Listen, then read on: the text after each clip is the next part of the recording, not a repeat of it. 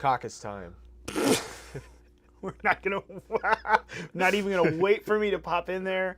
Not gonna. What time is it? It's caucus time. It's caucus time. Did you answer me on X? I didn't even see. Yeah, I did. You did? Okay. In case you haven't noticed, folks, it's my thing now. It's the one time you mess up the potential back and forth of a line at the end, and he will never ever miss that opportunity again. It's caucus time. It's caucus time. Yep. He's going to just say it over and over. It's very robotic. But you never know. When something sticks, it sticks. Welcome to Unauthorized Caucus. Welcome on into this week's program. We've got a doozy. And actually, admittedly, we're going to be here. We're live right now, but we have a pre-recorded interview. We had to catch up with our guest, but it fits beautifully with what's going on right now at the moment. I know last week we were kind of all over the place. Yep. This week, there's been a lot of stuff going on, but what we pre-recorded and prepped for this week is just, it really fits hand in hand pretty well in my mind where we are. But but before we get there, because there's just so much fun stuff that I want to get into, don't forget, go to unauthorizedcaucus.com, sign up for the email list, find us on all the socials, Truth X, Facebook. We're also live streaming Rumble and YouTube. Don't miss out on those. Hit the like, share, and subscribe wherever you are. Send the link today to someone because I think they're going to want to know about it. It's a good one. But here, so okay, first of all, you were in D.C. last week. We had an event. We talked about it last week on the program. We had an event about patents and intellectual property. That event looked really good. I think it went pretty well. The videos will be up probably by next week, so you get to partake. But did you have any highlight takeaways from that, like new stuff or new people that we met? Because that is a very interesting crowd. It is not just conservatives or this. It is really the only bipartisan crowd I can think of anymore, because there's Democrats and Republicans in the room. But when you get the issue, you understand why intellectual property matters. You get it, and it just doesn't. The rest of it doesn't necessarily have to agree or comport. What were there couple key takeaways for you? It was surprisingly inspiring to have, because it's not just political people there either. It's inventors or people working in tech or business that care about the patent system protecting their interests, the patent system working well.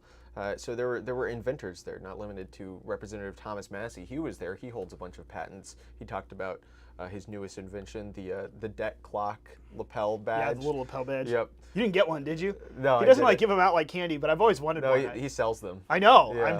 I'm cheap, so I haven't bought one. I need to buy one. I would need to buy one. He said that he was in the elevator in the Capitol building with some Democrat lawmakers, and they were staring at it, and they said, "Is that like how many steps you've walked today?" Maybe how many words he said. No, he's a man of few words, but when he speaks, man, he has got a perspective. Tom Massey, look him up, grab him on X if you're not following him, because he really is one of the very few. He tweets some bangers. He does. He has his own little segment, #SassyWithMassey, when he goes off on people. But he's one of the few independent voices that I can think of who truly, it does not matter if you largely agree with me or are you my party or not, he will do what he thinks is the right thing to do, and you just can't buy him, convince him, pressure him. He doesn't care. He has no reason to be there other than, leave me alone, fine, I'll go do it myself, I'll run for office. And he did. I mean, which should, in my opinion, should be the citizen legislature spirit of America. Like, fine, it's my turn, I'll go do it. But everyone just stop, jerking around the American populace. Anyway, he's cool. Well, that's all I have to say about that. Great event. The videos will be out at some point, so you'll get to enjoy those. You'll get to be there in the room with me by going back in time and experiencing that. It's true. And it was a good one. It was a very good one, I thought, this year. It's from the program. I was sad not to be able to make it, but it looked good. Well, the only other thing that everyone has missed this week that we haven't talked about, I should not that anyone's missed. If you've been missing the news, the Trump trial is just sucking the wind out of the room of everything. And honestly, we could talk about that almost endlessly. But essentially, what's happened is the full display of a potent political machine that has hijacked our American justice system is on display in Manhattan this week. The judge has, twisted and turned around every principle of law and due process and jurisprudence that I'm familiar with and created this contorted monstrosity of a political hit job against a candidate for president of the United States. It's incredible. Mm-hmm. I mean, from the orders and how he handed them down to the judge or to the jury, and I saw a bunch of other stuff this week too or today. How you don't all even have to agree on what crime he committed. If all 12 of you agree on it, the fact that he did something wrong, I'll figure out how to convict him. I'm obviously making up the words there, but that was tantamount to what he said. Yeah. It is just gross. It is gross and disgusting, an abuse of our justice system, and it has continued to play out as the jury has gone to deliberations now. They're in day 2. So Paul Ingracia, who Ed has on the Pro America Report a lot, Paul has done awesome live tweeting. Go follow him at Paul Ingracia on Twitter. He's got one of the great ones. But I mean, I honestly think that I saw someone that said something about if Donald Trump is acquitted, he goes up 5 points. If it's a hung jury, he goes up 10 points. If they find him guilty, he wins the election immediately. And I think that's actually not a terrible assessment of where we are. The more that they pursue this, the more blatantly they show how terrible they're abusing the system. I think that the more people are like, no, I'm done. I'm done with this. I may be a liberal or a fill in the blank, whatever my views are, but you people are destroying everything here that we have by going after this dude. So that, and the only other thing I can think of, did you see Trump stuff at the Libertarian Party this weekend? Oh yeah, we got to talk about it. That was so funny. Maybe we should talk about that at the end. Yes. Yeah, we will be back after. We'll be back at the end. So let's set this up, and then we'll come back and talk about Trump at the Libertarian Party. It might give me a chance to go and find a couple of clips that we can play because he was just savage. It was fantastic. But let's do this. Let's dive in to our guest. Charles Haywood. He is the maximum leader of the Worthy House. He used to be a tycoon of shampoo manufacturing that sold his business and has retired and now writes about politics and history online. His website is theworthyhouse.com. You should go check it out. Lots of interesting things there, mostly book reviews. But as he often says, his book reviews are just ways for him to get his own thoughts out there. But then he has other pieces just about his thoughts with not under the guise of a book review. So check him out there. You're going to learn a lot. You're going to learn a lot on this interview today. And if you like what you hear, let us know. If you want us to have him back on, go check out his website. And yeah. If there are other guests you want us to have on, same thing. This is new territory for us here at Caucus, and we want to keep providing quality content to start the conversations, the whole premise. So we're going to dive off into some heady issues. We're going to talk about history and philosophy, and we'll let it roll. So listen in. We are sitting here. We'll be watching and listening to. Type your questions in the live stream as we go, and then we'll be back and wrap it up with a couple more timely topics for today. But without further ado, our interview with the great maximum leader. We need to come up with good. We can't just be co-hosts. We have to come up with better titles. Our interview with the maximum leader of the Worthy House, Mr. Charles Haywood. Well, welcome everybody, and we are here with Mr. Charles Haywood. We've talked about this and look forward to it. I know that you've heard us talk about him before on the program. We've been avid readers of his website, theworthyhouse.com. And there's a lot of stuff going on there, but we wanted to make sure and sit down with him today. We had a great couple of topics we wanted to talk to him about. And this is a first Unauthorized Caucus. We've never had a guest before. So the maximum leader of the Worthy House website, the Worthy House magazine, and a founder of the applied political philosophy of foundationalism. Mr. Haywood, thanks for joining us today. Thank you, and I am duly honored to be the first invited guest, hopefully the first of many illustrious people, begging the question, or leaving aside the question, rather, of whether I am illustrious. Well, we'll see. Hopefully, this will be a make or break guest thing for us. I think our folks will respond well to it. But yeah, they're used to hearing Ryan and Mason's voice all the time on a lot of things that go on. And we talk each week about the different topics at hand and kind of dive beyond the topic and the headline itself into what it means for conservatives, for the right wing, how we ought to be thinking about the values behind it. So that's why your work speaks very much to us, what you talk about with foundationalism. You want to give us a little bit of a brief overview. First of all, what you do with theworthyhouse.com, where you came from. You're an accomplished attorney and a business owner, and now you've moved into this area of life. You want to tell us briefly what that does for you and how you use theworthyhouse.com, and then maybe give us a little overview into foundationalism. What's that mean, and what is it in the world of political labels nowadays? Of course. And this, of course, is my favorite topic, me. So I'll try to keep it relatively brief. Once upon a time, I was indeed a mergers and acquisitions lawyer, though I quit that 20 years ago, and I occasionally refer to myself as a recovering lawyer. So if you're looking for legal advice, it was always very narrow, and I'm not up on the latest stuff, sadly. So then I went into the shampoo making business, and I made shampoo as a contract manufacturer for some years, and then I sold that business. And now, as you say, I am basically two things. I hesitate to say retired because I hate it because that makes me sound old. When you're like 28 and you retire, then you just sound cool. When you're 50 and you retire, then you just sound like a guy who's put out to pasture. So what I do now, in essence, I'm a hobby farmer and I write primarily at the Worthy House, putatively book reviews, but really a series of, for 6 or 7 years now, pretty voluminous output of my own thoughts masquerading as book reviews. That is, I try to create a coherent picture out of these book reviews. And what's kind of emerged from that, without really intending to, is what I call an applied political philosophy, foundationalism.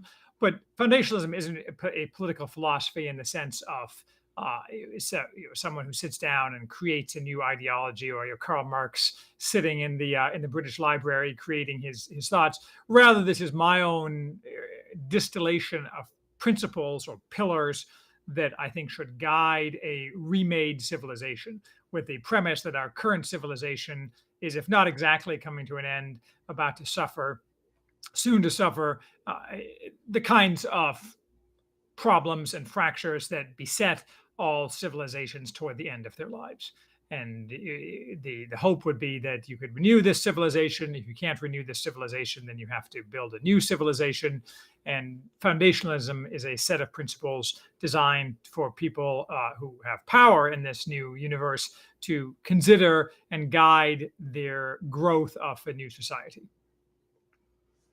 Yeah, well, we a couple weeks ago we talked about Nima Parvini's book Populist Delusion, which discusses that idea of the circulation of elites. And those elites need a new kind of guiding principle, a new political formula, which is something we've talked about quite a few times here. But to move into the topics, I like what you say towards the beginning of each kind of recorded episode, where you talk about human flourishing in the post-liberal age, because I think that that's kind of a good little synopsis of your work is pointing towards one of those things, whether it's human flourishing, post-liberal age, or why the post-liberal age is coming. So I think what we'd be interested to hear about is, why is the post-liberal age coming? Why is the regime, why should we expect it to go away? The post-liberal age is coming is because the Enlightenment project has failed because it was doomed from the start. And the Enlightenment project is basically what it's developed, and you can talk endlessly about this and make fine distinctions. But fundamentally, when I say the left, I mean the Enlightenment left, and I mean the set of political philosophies that revolve around the ideas of emancipation and egalitarianism, which until, say, the 18th century were either never heard of and never thought of, except in the same sense as some of those things are as old as the serpent in the garden, as I like to say, but was not a political philosophy, yet is now a political philosophy that has conquered the West. And as a result of its conquering the West, it has destroyed the West. And this it should have been obvious from the beginning. It wasn't obvious for a variety of reasons, among them for the same reason that it wasn't obvious to many people when Lenin's Bolsheviks took over in 1917 that this was a dreadful idea. That is, because communism had never tried and failed miserably, it was not so obviously a bad idea. And the same thing is probably true of the Enlightenment project. Nonetheless, we're at the end stage of the Enlightenment project, which is fundamentally a Western thing. We see the dying gasps of the, what is generally called the regime, which is the kind of the American-led group of countries that are trying to squeeze out the last drops of the Enlightenment project through force and imposing on other people. This project is doomed to failure. So eventually, through one mechanism or another, we'll have to spend some time rebuilding our societies. And that's, I was going to say, this is what really interested me, because actually Mason is the one who introduced me to your work. And it was when we were looking at Nima Parvini's book. And as I started looking down, I thought, this is, what your perspective is extremely unique and helpful to me to consider, because as someone who's come out of the world of campaigns and elections for the last 15 to 20 years in American politics, the whole creation of labels, conservatism versus liberalism, but it's not really liberalism because we're classical liberals. The more you go back and look, our label system is broken. And it's a time for us, as we reach this, to your point, the crumbling of the regime, it's a time for us to be able to reach out to our very distracted, Netflix age-driven, Americans, and say, here are the principles that we're looking for. It's not just about conserving something. Well, conserving what era, when? No, here's the principles. This is what we're looking at, and we have to articulate what the goal is, not just some back and forth between the radical left and the radical, well, what are we? So I really appreciate hearing the foundational, because the principles are what we have to go back to, and it really does require a look at more of history, more of across the world, not just this little isolated American political bubble we live in. Yeah, And absolutely. And so, I mean, that's a good example. That it's American political bubble, and I agree about the labels. I mean, the American political system at its founding was fundamentally an Enlightenment project, and therefore, in a sense, poisoned from the beginning. That doesn't mean the American project wasn't a good project that did a lot of good because of the kind of underlying virtue of the people and certain other circumstances. We just kind of played that out. The ancient Greeks knew that democracy was the worst of all political systems. This is not a new insight. If you had asked any political thinker prior to the Enlightenment age what he thought of democracy, and then tried to extol democracy to him, he would edge away at the cocktail party and find someone else to talk to if they had cocktail parties in like 1280. But yeah, I appreciate the kind words.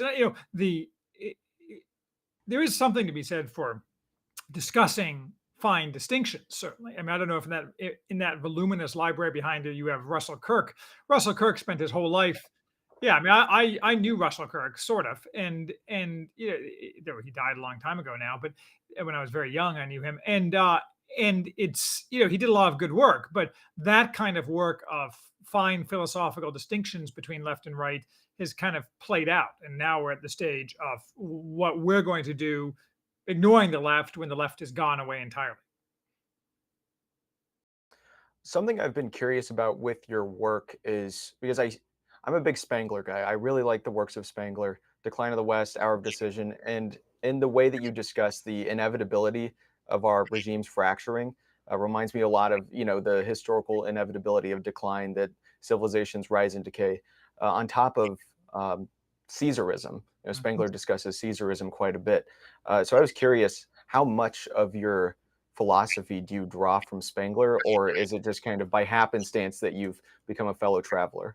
It's a great question. I've never read a word of Spengler. I have all of Spengler's books in English translation. My German is, I took 8 years of German, and I can't probably read more than like railway timetables in German. So the answer is I'm not directly influenced by Spengler in any particular way. On the other hand, I was thinking about Spengler yesterday. I was listening to Alex Kashuta's podcast, and she had a guy named Adam Buskirk on there. Anyway, he was talking about Spengler and Caesarism. So I'm like, I really need to read Spengler. So thank you for reminding me.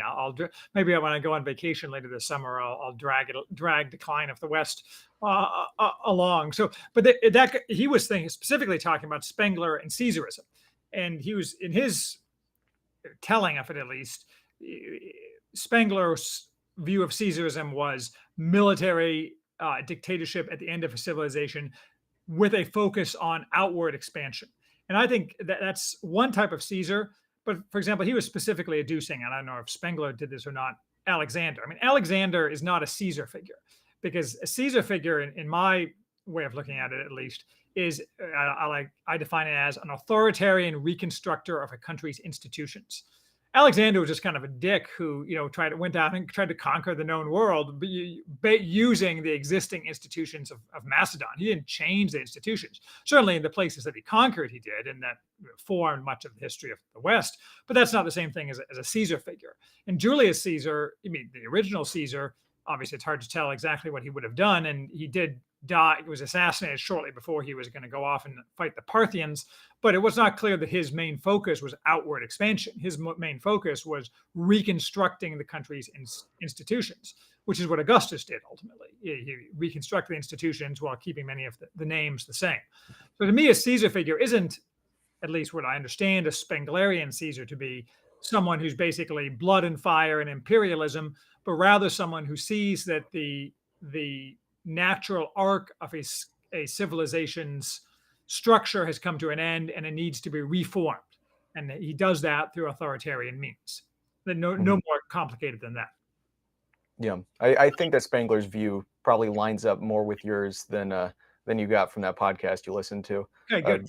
Yeah, because he discusses, I mean, of course, Napoleon, Caesar Augustus himself, as well as Lenin, which I thought was a very interesting example of, a red Caesar. Interesting. Does Spengler discuss Lenin as a Caesar Yes, figure? Well, it's yes, he fascinating. does. I picked up Lenin in one of my pieces as a Caesar figure. I did not get that from Spengler. So that's now everyone thinks I'm a cheap, you know, uncrediting cutout copy of Spengler. Now that's a problem. Now I'll have to read it just so I can say I had not read it before. Hmm. Now, see, we're setting the record straight here. Now everyone knows if Yeah. they're watching this, and this interview can blow up, so that everyone knows you're not copying anyone. This is Okay, good. That's important. It's important because I think it's crucially important to give people credit and not to steal other people's stuff. I mean, it's just low class to run around stealing other people's ideas and not credit them. It is.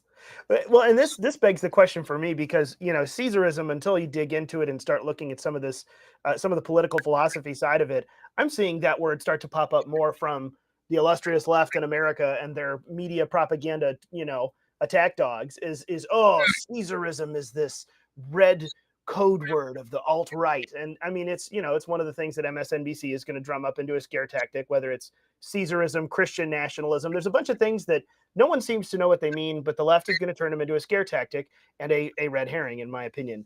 So that begs the question to me: what do you view potentially as? Because you've written on the future ascent of Caesarism and what to do when Caesar comes. I remember a couple of articles from your site. When it comes to what the moment that we're in now, obviously not just this 2024 election year is not what I mean. That's what everyone else means, I think, when they say this moment. But the time in America where we're in and looking across the geopolitical spectrum, what do you see as being the future ascent of Caesarism? Is that something that has to do with America? Does it happen when America falls? And I don't know. This is something that's, I think, a blank slate for a lot of folks on our side of the political spectrum, who are now starting to hear it as a bad word because MSNBC is trotting it out that way. What's your take on the future of this and what we're looking at? Well, Caesarism, it kind of historically viewed, and that is a problem because nobody knows any history. I was complaining on Twitter yesterday that I was listening on Spotify to some modern folk song sung from the perspective of a Civil War soldier from Rhode Island on the eve of a battle in a letter to his wife. And it was actually based upon a real officer from Rhode Island and letter to his wife. And the song talks about how he's willing to die for democracy so his 2 young sons can be free living in Rhode Island. So, history just isn't people's strong suit. So Caesarism, I suppose, is a good way to come up with an epithet because no one really knows what Caesarism means, so it can be placed in any context or have given any content people want. But just strictly on a historical basis, Caesarism is a Gordian knot solution to unsolvable societal structural problems. The other so there's basically, just thinking about it out loud, 3 possible solutions to a society that does not work anymore. One is total collapse. Barbarian invasions sweep you away. The real pandemic comes. The asteroid hits you. Everything goes away. Another is being conquered by a foreign power. Subordinated to another civilization. And the third is to reconstruct your system through an authoritarian ruler, because only an authoritarian ruler can sweep away, to the extent necessary, these structures that are now hopelessly tangled and deadlocked. That doesn't mean that Caesar has to run out killing a bunch of people. That's obviously what the MSNBC wants to say. But Caesar was notorious for not killing anybody he didn't have to kill, and for letting his enemies go, and being just very forgiving of people. He just wanted to change the structures of things in a way that he thought made them work better. And ultimately, that project did work out fairly well, depending on how you look at it. So Caesarism, I think, is the problem is that it can mean anything to anybody, and like all terms the left uses, there's not meant to have actual content. It's meant to create an emotional reaction among low IQ and uneducated people. Caesarism, bad. I mean, so I don't spend a lot of time thinking about those things and responding to the left because it's just a waste of time. It's like, I mean, occasionally there's people who write hit piece articles on me, but I don't talk to these people because it's beneath me. It just is. I mean, these people are just like, in the same way, like redefining Caesarism or having arguments with other people about how to properly define Caesarism is just a waste of time. I mean, it is what it is, and there you go. Yeah. Something you've spoken about is, well, you talk a lot about regime fragility, and you say you see it coming in maybe the next 2 decades, but if we get like a decade from now, then maybe you'll, extend that timeline a little bit.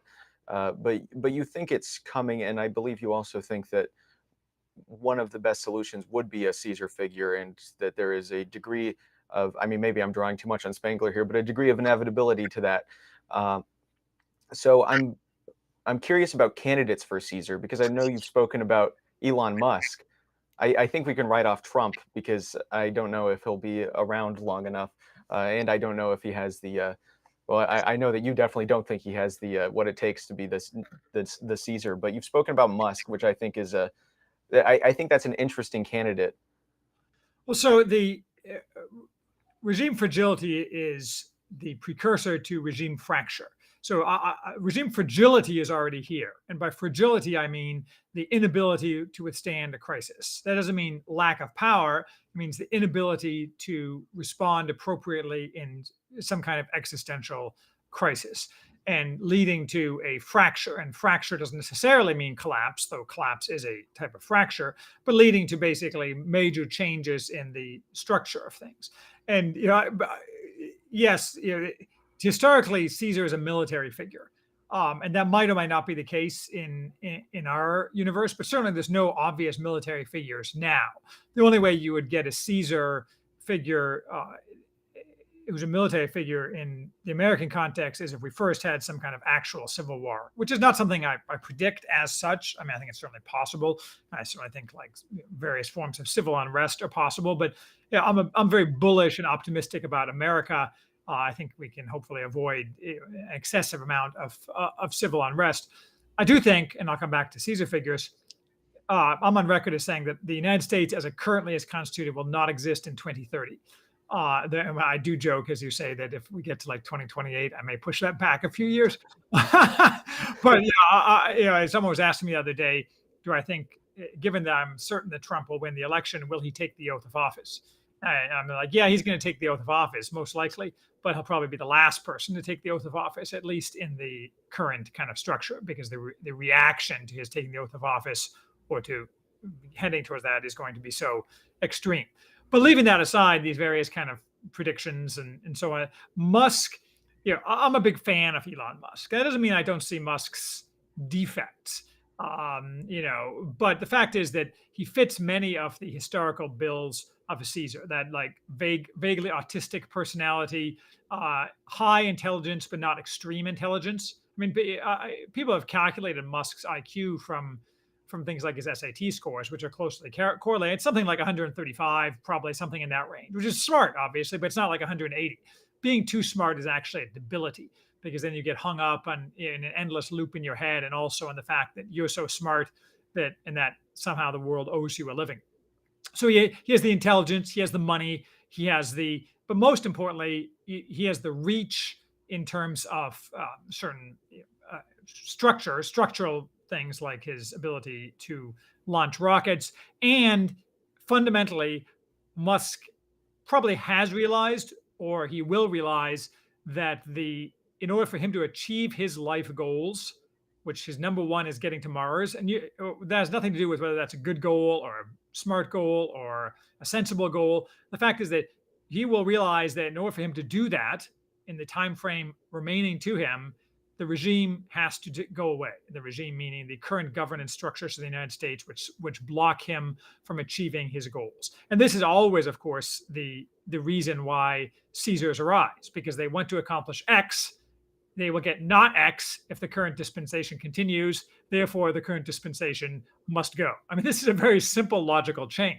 And the other thing that with Musk is that Musk is not right wing per se, but being right wing has a bias towards reality, or reality has a right wing bias, rather. So Musk may or may not end up believing or agreeing with everything that Haywood says or with the 12 pillars of foundationalism. But were he to go the Caesar route, it will be close enough, simply because the entire point of the right wing and foundationalism is it's based in reality. and you'll end up in almost certainly the same place. And people say, well, Musk wants this or Musk wants that, and it's Musk dressed up in a Satan costume. Musk is the Antichrist. Maybe, but probably not. All roads lead to Musk converging on becoming explicitly right wing and using his power in order to achieve his goals. Because otherwise, he'll be in his mind. Not that I talked to Elon Musk, but presumably in his mind, what he doesn't want is a big gravestone with Elon Musk, loser, on it. He accomplished nothing because they stopped him from doing it. And that's not a great option for some guy who at least theoretically could be a Caesar. And that, to me, one of the big questions that I see, of course, I hear a lot of the same stuff. Elon Musk is the Antichrist or this or that or the other. But one of the legitimate concerns I see that is in the back of my mind, does Elon Musk get it enough to keep moving down that path? Or is he just looking like Twitter?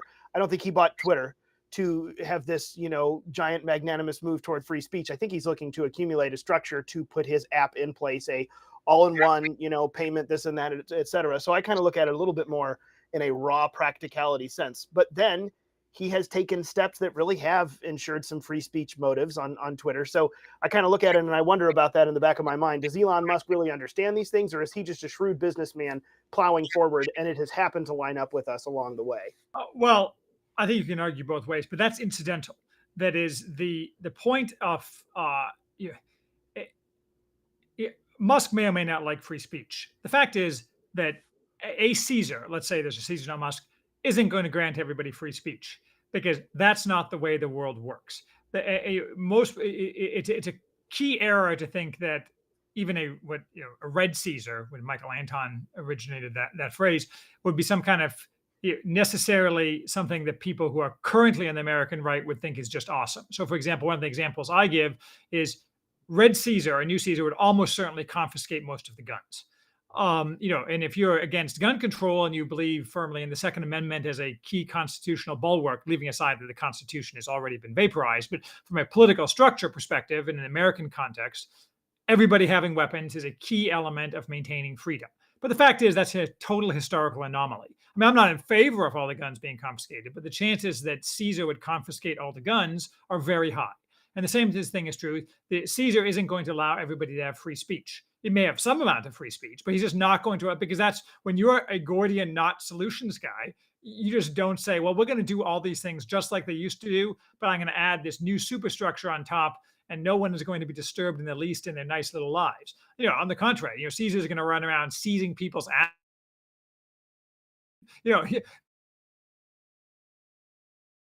The revolution, they want the revolution to come because it's the revolution is going to happen around them while nothing happens to them.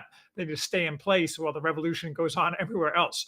These things are very chaotic, difficult, dangerous. Caesarism, the rise of a Caesar should not be taken lightly.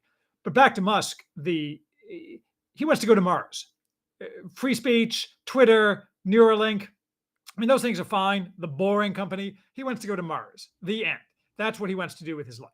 And in my read, Musk, to avoid the big L on his gravestone, he either gets to Mars or he doesn't. Not necessarily himself personally. I think he would like to go to Mars personally, but that's not his. But the fact mankind needs to go to Mars, and so the things that he will do that are break the regime will be in pursuit of that goal, not in the pursuit of free speech or something. He'll just go back and forth arguing about the degree of free speech on Twitter with various dumb EU regulators. That's a sideshow.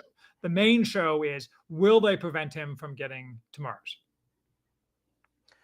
And is the reason that you think that they would prevent him because they don't want to be shown up, or because they want to make sure we get like DEI, rainbow flag, Mars rocket shuttle?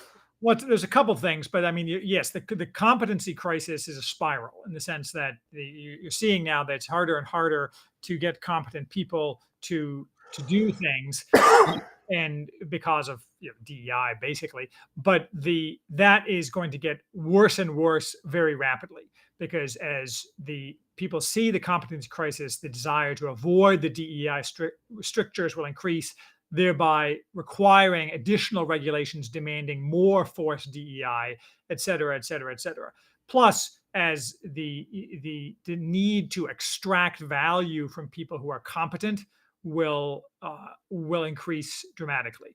Moreover, as things get jankier and jankier, and the success of someone like Musk becomes more and more undeniable, he'll become a target for various forms of resentment-based activity among the literally tens of millions of left-wing people with significant power who can tie him down like so many Lilliputians. And the only way to stop that is to basically, with the wave of your magic wand, as it were, to sever the cords that the Lilliputians are using to tie you down, which would mean, in essence, destroying the federal government and local government to the extent that's a problem. That's derivative. The powers of local government are almost, in this case, in these instances, are almost all derivative of the federal government. So, I mean, Musk will have no choice but to basically break the hold of the federal government over him, which means destroying the regime. Well, and that, to me, that brings up another question that goes maybe in a little bit of a different direction. But the conversation we had, I feel like we were far from settled on it. We just started the discussion about Parvini's book and the populism, whether it was a myth or not. And that's where I had a great time listening to your podcast with him. That was interesting, because I kind of, as I was reading the book, I'm like, I don't buy this. I don't buy this. And maybe it's just my American woohoo spirit, but I was like, no, I'm not sure about this. But, in the fall of the regime, Elon Musk breaks it, whatever it is. Do you think that there's an actual, I mean, we talk about Caesarism. Is there a place for a we the people mentality, for the people to actually rise up potentially and create some sort of system or bring order to the chaos again? Or is it a myth, and it's going to be a powerful, not a group of people set up by the people at large? Well, I like Parvini, but he's sometimes, and he's very well, it's not, he does know history, but he frequently draws or at least sometimes draws the wrong conclusions from it.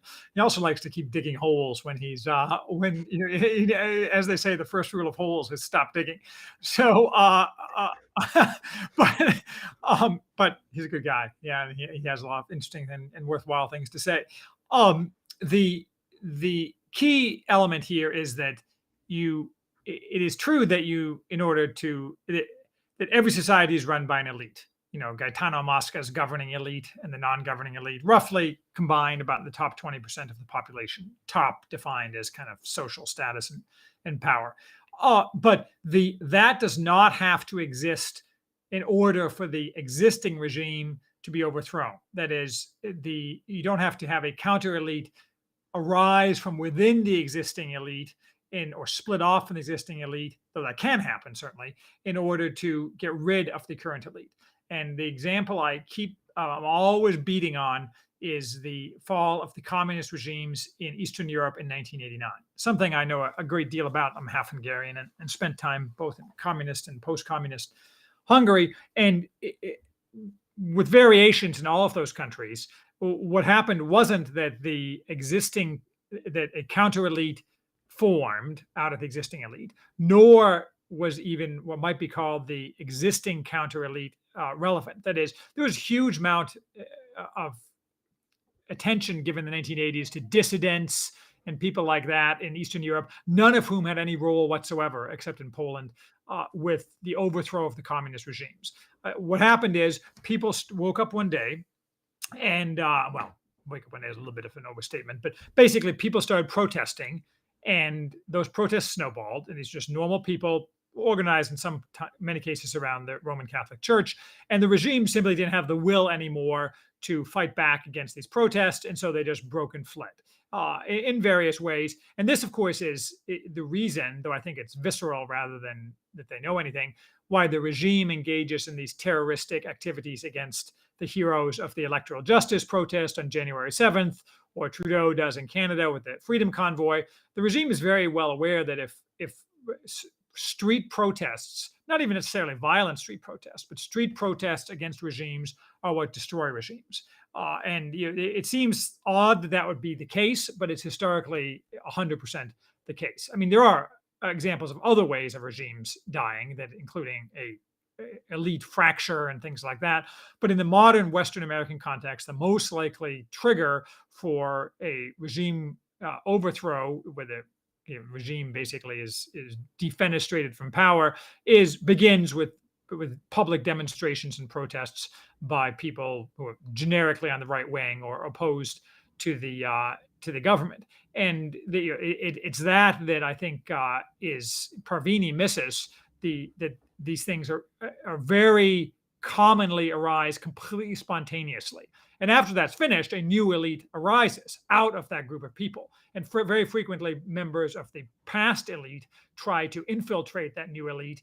And this was very common in post-communist regimes as well. Most of the time in Eastern Europe now, the people who are aligned with America and the regime are all former communists, because they decided, oh, we're going to pretend we're okay with the end of communism, but what they really want to do is to advance communism. And what the regime does now is, Rusard Legutko wrote a book called The Demon and Democracy, which goes into, it's just a very short book, but it's a very good explication of how communism aligns, dovetails very nicely with regime left-wingism or regime liberalism. In any case, this is a long and rambling answer. I apologize, but the idea that you need to have a counter-elite form first is inaccurate. Well, and that's a great long and rambling answer, because it actually made me think of something else that's happening right now. You talk about protests and regime change. I mean, we just saw over the weekend here, former President Raisi of Iran, the butcher of Tehran, died in a helicopter accident. Just looking at the protests that have been happening, which he was one of the hardliners cracking down on that, and the nuclear codes.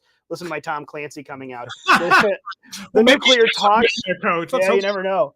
But I mean, you start to look at the demographics of Iran, the vast majority of the population under 50 at this point.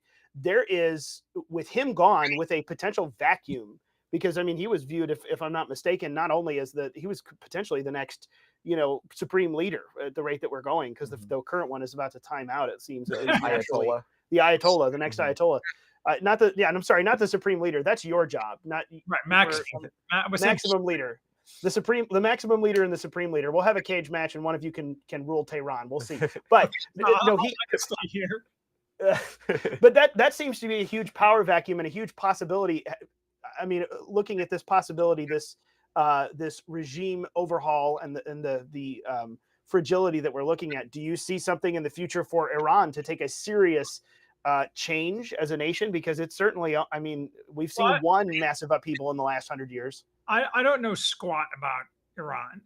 Well, I probably know more than the average American, but I don't know that much about Iran. And so that's why I'm asking. One of the things that it's very difficult to get a straight answer in many of these things, because this is a very common problem that you can't get a straight view at all of what is going on inside these countries, because the left-wing, the media basically talks to like 10 LGBTQ English-speaking, 20-year-olds in Tehran, and they're like, they all want to overthrow the government. Well, I'm sure they do, but it's not clear at all to me what Iranian politics consists of. And notoriously, part of the reason the Shah was overthrown is because he was too much of a modernizer.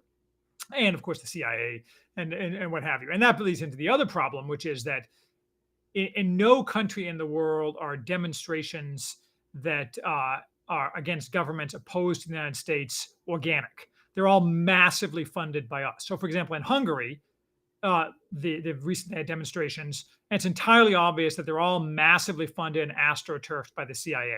I mean, this is not, and that's what happened in Poland. They had a color revolution in Ukraine in 2014, funded by the United States in order to attempt to overthrow the government and put in place a government more amenable to the regime's interests. Now, in the case of Iran, maybe that would be better for everybody if they overthrew the government of Iran. Or it's going to be worse in the case of Hungary. But I just don't know enough about Iran to say.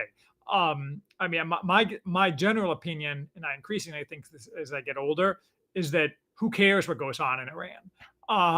Whatever. I just think we have our own problems, and when we solve our own problems, then we can maybe worry about Iran. But frankly, back in it's somebody else's sphere of influence. The United States should not have the globe as a sphere of influence. Back in the day, it was the Russians and the British who competed with each other in places like Iran and Iraq, or it wasn't called Iraq then, obviously. And now you have the Israelis. I mean, why do we care? And we shouldn't care. And so maybe just let the Iranians do their thing. And if they want to have a civil war, I guess that's unfortunate for them. but what is it? What is it to me? Sounds isolationist to me. I'm kidding. I'm kidding. I'm fine with that. I mean, I mean, generally speaking, I think we should. If I were the Caesar figure, and I'm too old and not too nice to be the Caesar figure. Caesar has to be basically kind of a sociopath, and but I mean, I would say, 6 months from today, there will be no United States forces stationed anywhere outside of the continental United States, Hawaii, and Guam, except for diplomatic and military attaches.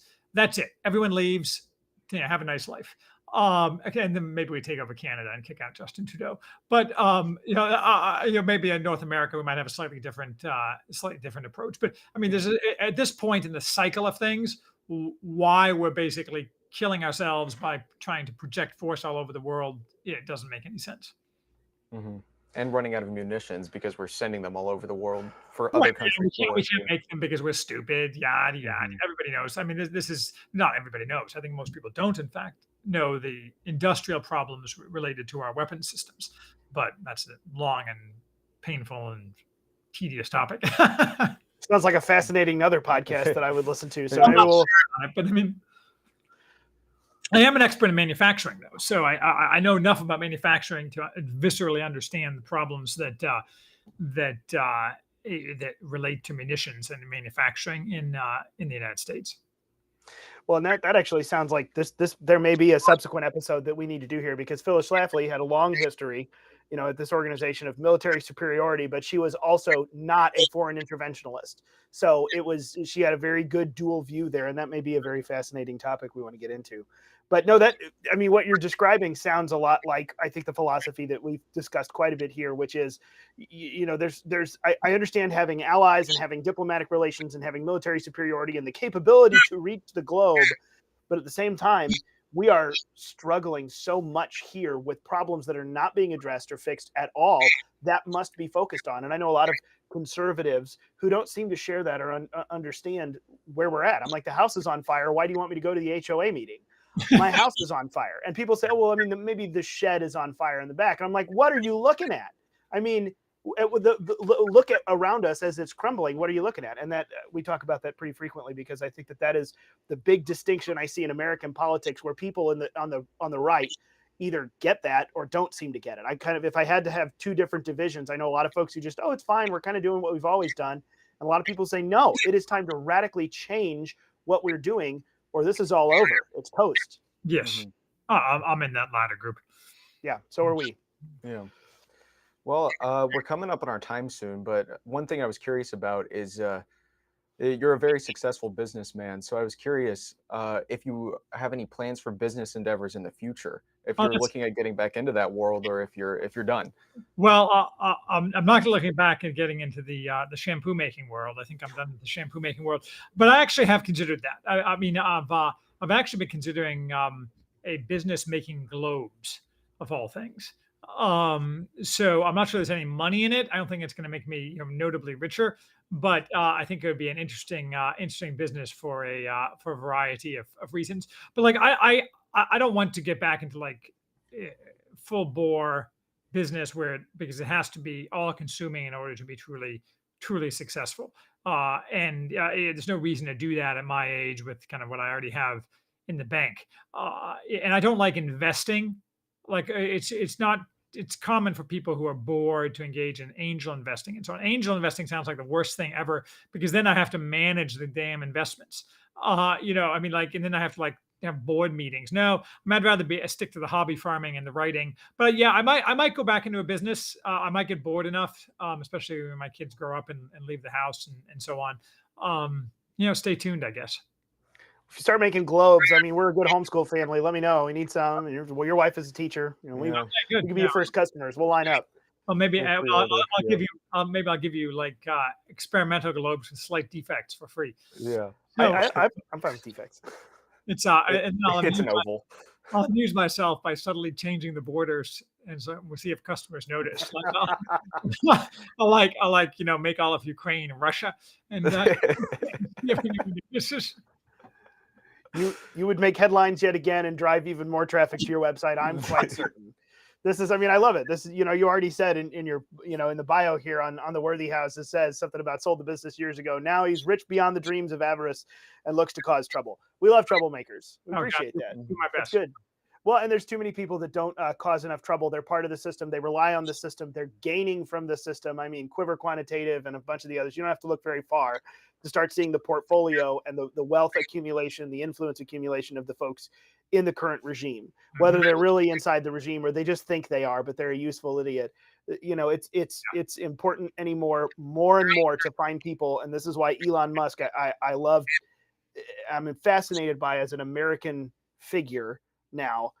Well, he is our DEI, you know, our African American, Yeah. Elon Musk, because people who do not depend on the system, at least in a political sense, for their, you know, for their influence and wealth and everything else, people who are now powerful enough to be outside of it. So, I mean, you, Elon Musk, in a principal way, you fall in the same category for me because you've gone beyond that, and I do what I want to do. He has a bit more money, but yes, and he's more active in current business things. But Yes. I certainly appreciate being lumped in with Elon Musk. But, you know, principally, people who are not beholden to the system is more and more what we need to be able to look at it historically, accurately, and everything else. It's wonderful. So, yeah. Well, we really appreciate you coming on so very much with us. Theworthyhouse.com is where else can people find your work, or is that the hub? That and you on That's Twitter. the hub, and I'm on Twitter. Occasionally, I write for other places. I write occasionally for IM 1776, and I've written for like American Affairs and the American Conservative and some other places. But I tend not to write for other people because I write on my own site. So you know, I don't need the $500 check from writing articles for other people. So. Very good. Well, Mr. Charles Haywood, the maximum leader of theworthyhouse.com, we appreciate you so much for coming on, sharing your perspective, talking about it. Maybe we'll do it again and talk about the military industrial side of things. Yeah, Thanks for joining us. Thank you, gentlemen. Have a great day. Very good. Well, there you have it. Charles Haywood in the flesh. Well, on the screen. Yeah, not in the flesh. Not in the flesh. Nor are we. Well, not for you all. I mean, yeah. Ow. Oh, no, I thoroughly enjoyed that interview, and I think that it's very practical even now. I mean, we referenced a couple of things that were happening last week. That, you know, the President Raisi of Iran had just died. You heard in there a couple of little hallmarks. I would have obviously had a whole different interesting suite of questions, but we are watching, and I saw actually while we were on the show here, he actually posted something he about the trial. He made the comment, if Trump is convicted, future generations will look back and see this not as the moment the republic ended, but as the moment that end became both totally obvious and wholly inescapable. A strange feeling to know this. I think that, you know, he's watching what we're all watching this week and understanding what grave consequences are coming from the actions that we're seeing being taken by, you know, judicial authority. It's and giant air quotes for our podcast listeners, judicial authority, political hacks, partisanry at its worst. So yeah, there you go. Go over to the Worthy House and look him up. He has book reviews, a podcast he gets on, and I really appreciate his perspective. He's a very well-versed individual, and I think we could stand to learn a lot from conversations like that one. I agree. I thoroughly enjoyed it. I know you enjoyed it, and I hope all of y'all, I'm from Texas, I gotta act like it. I hope all of y'all enjoyed it. Something like that. Well, we've got one more line to go down. We talked briefly, but in case you didn't see it, let me pull this up. Donald Trump had a showdown. He went to the Libertarian Convention this past weekend, and it was everything I could have hoped for. Oh my goodness, was it everything I could have hoped for. He showed up, and here's what I enjoyed greatly. We watched the man who wrote The Art of the Deal live and play that out real time for us. I mean, he was essentially saying, look, I know I'm not your first choice, but I'm going to give you more than the other guy. Let's just be real. You don't want me, but you'd rather have me than him. Yeah. Like, it was a very practical side of politics, and it was so interesting because we're so used to just the lofty goals of, oh, I'll offer you this moon and that moon and all the moons, and I promise I won't. And this person who's telling you these things is already bought and paid for. Yeah. Where here's the dude who's not bought and paid for, who keeps losing money and gaining infamy, and yet he's just like, come on, you know what I'm going to do, and it's going to be better than the other guy for you. But he did strike several issues, whether it was he was talking about crypto freeing or commuting sentences that of folks he said who were he would commute Ross Ulbricht's sentence, which is, I was watching some of the Libertarian Insider Baseball the last few days just because it's so. I came out of that world from years and years ago, but I like to peek back in and see what's going on and see all the losers and freaks hitting each other over the head, and it's so funny because the loser and freak that got the domination is some pro-transing kids, pro-immigration, pro-vax, loser and freak, like I said. But one of his big campaign things was pardoning Ross Ulbricht, which is, I mean, it's just funny that these libertarian guys have platforms that are never going to be used in any way. It's just, it's cute. Good job, buddy. But then Trump is like, I'll do that. It's so, well, they got no reason to. Right. That's the thing. When you look around the room and you look at their nominee, who it was Chase Oliver. He ran for Senate in Georgia, an HR guy. No serious person watch an HR representative as your political candidate. I saw Matt Walsh. He made a comment about how the most unforgiving, terrible thing that you could think of. We're going to nominate that guy. Here it is. Probably the least sympathetic and appealing profession for a politician that you can imagine. But this guy is pro-open borders, pro-transing kids, pro all of the stuff. Like this is not libertarianism. This is leftism. Right. He's a leftist. And when you look around the room, it was definitely a divided crowd of some of what we would call the libertarians, people who really, they're classical liberals, conservatives, but they just don't realize it yet. Right. But a lot of them, it has gone crazy toward the left. It's just we don't want to be owned by the Democrat Party lefties. That's what it is. And that's who they nominated. They had a chance. They talked. I mean, RFK Jr. was there and spoke, but Trump's talk was fantastic. And the part that I loved, not only did he offer them really the art of the deal, like, here's what I'll do for you, and you know it'll be better than the other guy. Let me see if I can pull this up. He actually he told them why he was the better choice for them, and he actually mocked them a couple of times for being losers. Let me pull this up because this was in my opinion a fantastic view of just Trump being completely real and essentially making fun of them for what we all know, which is it's a losing effort to go after a third-party vote. It doesn't work. Phyllis Schlafly talked about it a lot. Lots of people do. It doesn't work. You're never going to get it. Welcome to reality. You can go back to it. Here's Trump, though. Let me pull this up, and we'll watch just a quick clip from his speech there. D. Roy Murdoch, who I've become friends with through his writings in the American Spectator and numerous other places, wrote an article yesterday in which he mentions just some of the things that make me a libertarian without even trying to be one. That's nice. D. Roy wrote, Donald J. Trump will address the Libertarian Party at its national convention on Saturday. The Libertarian Party should nominate Trump for President of the United States. Whoa. That's nice. That's nice. Only if you want to win. Only if you want to win. Maybe you don't want to win. Maybe you don't want to win. Thank you, D. Roy. Thank you. No, only do that if you want to win. If you want to lose, don't do that. Keep getting your 3% every 4 years. Keep getting your 3%. Yeah. I love man. that. But I mean, it was a pretty raucous crowd, but it was kind of like it was hilarious to watch him walk in and just go for the throat. And I mean, it was just welcome to the reality of it. It is a very interesting proposition. And I tell you what, the thing that makes me excited about this, first of all, it was just hilarious and I enjoyed watching Trump's speech there. But the moment that I think we're in, by the way, we're going to have to talk about this. Apparently, I'm not allowed to say that classical liberals are conservative. I agree. Conservatives are not classical liberals. We should have we've had, you know what?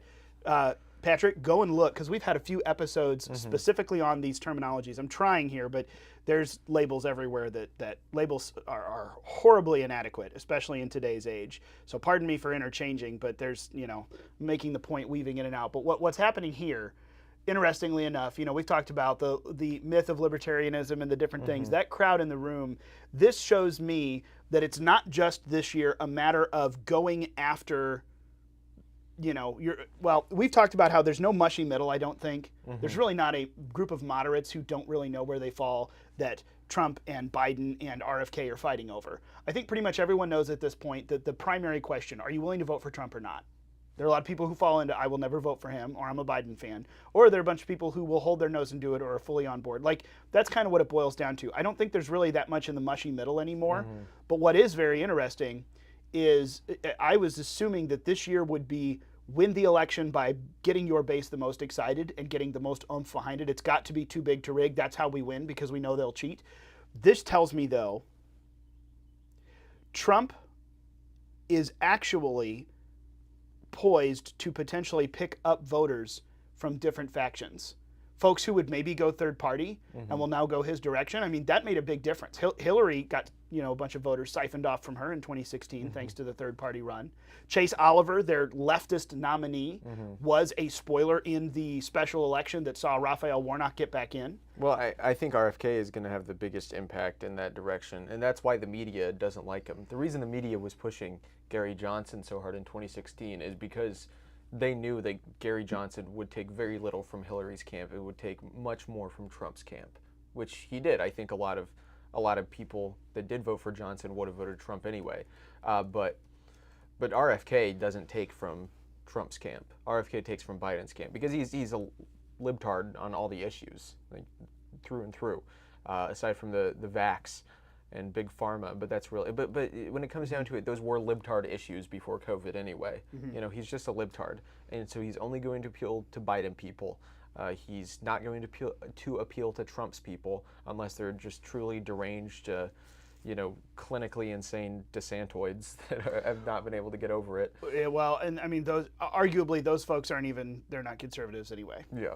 At that point, well, that's a whole separate conversation. But that's the interesting factor. Yes, to your point, RFK Jr. is only going to pull off folks from the Biden camp. I don't think in any significant statistical way he's going to pull anyone off from Trump. Yeah. However, if RFK pulls off from the Biden camp, if the Biden camp gets incredibly demoralized, the more that their leader continues to fall, literally and figuratively, and then if Trump manages to pull some of the percentage points back from what would be kind of a right wing, but ends up voting libertarian, that's very interesting. That just goes into this concoction of the too big to rig that we have to have in November. Right.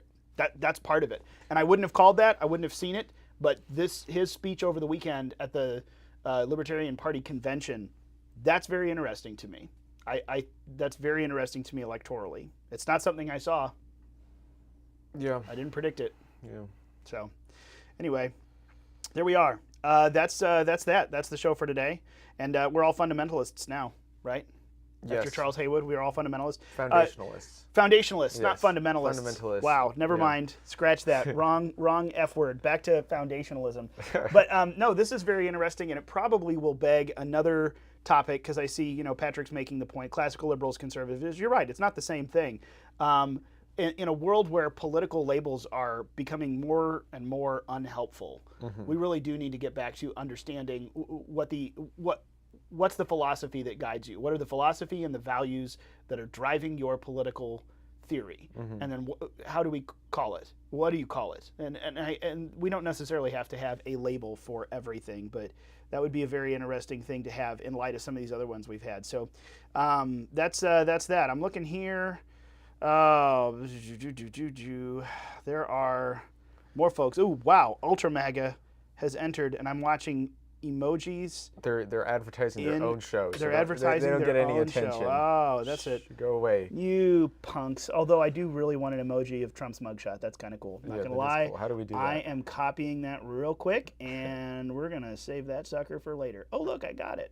But anyway, anyway, that's very interesting. So there you go. This is a lot of very interesting and heady stuff. Oh, we've copied it over. We're usurping it now, coming back with it. But yeah, it's a good one, and it's a good topic. It's a good website. You should go and check them out. Yes. And keep watching the Trump trial stuff this week. Obviously, we don't know what's going to happen, but I can't imagine at this point that he won't be acquitted. The jury is too tainted for that.